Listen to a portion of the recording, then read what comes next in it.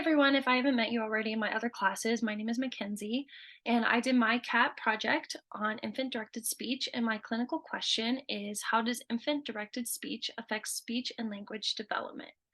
So, for my search strategy, I kind of went through here on Google Scholar and Academic Search Premier and searched in some of these terms such as baby talk, infant directed speech, speech development. And so I went through and I started clicking on articles and kind of reading the abstract, the end results of some experiments, introductions to kind of see if it would look answer my clinical question.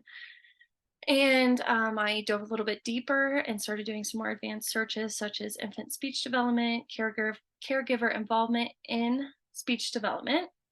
And I ended up getting some pretty good articles, I think, that correlate to it.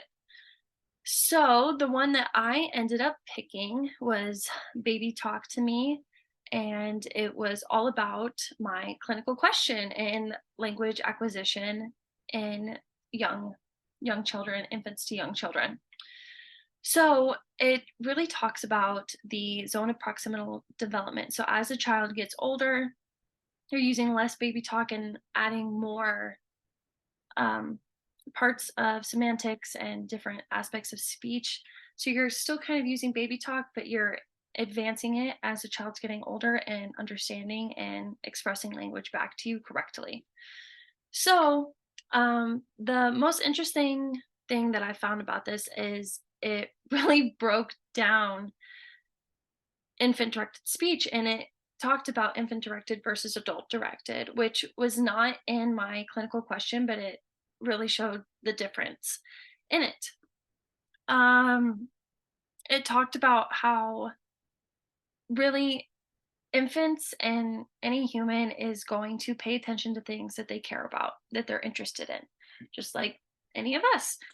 So when we make speech and learning language exciting and compelling for little kids to learn, they're going to pay attention to it and they're going to want to learn. So using those expressive faces, expressed emotions, just really over exaggerating, that's going to get the child to pay attention to us more and learn what we're learning. And it also talks about articulation. So when we say da or mama, the child is gonna, it's easier for them to see and understand so they can then create it, which is why usually some of the first words are mama or dada or baba for like a bottle. So it really broke that down and it did a really good job of answering my clinical question.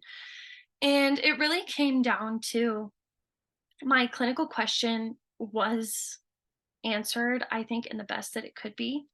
At this point, all of my articles really just stated very clearly that there needs to be more evidence, more experiments, more data collection, more on this. And the biggest thing was this is considered like a newer topic of infant directed speech and how it affects infants. And the article that I chose actually went through and collected a whole bunch, like over 50 different articles, and put them together. And so that's why it's a systematic review. If I forgot to mention that, it's a systematic review.